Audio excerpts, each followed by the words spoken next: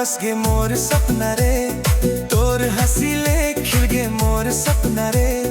दिन भर तोर बात मन गूंजत रहे, तोर बिना मोर दिल माने रे। मोर दुनिया सज गे, माया के रंग मन जिनगी रंग गे।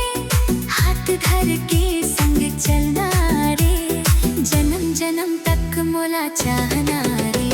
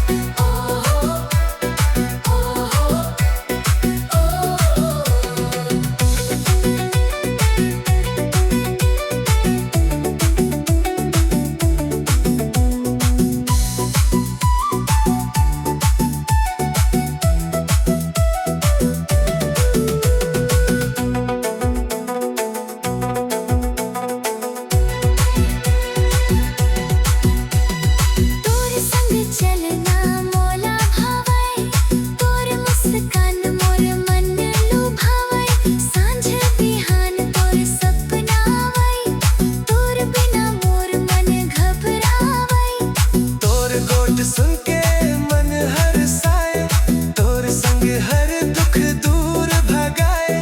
संगी बनके साथ निभाऊं हर जन्म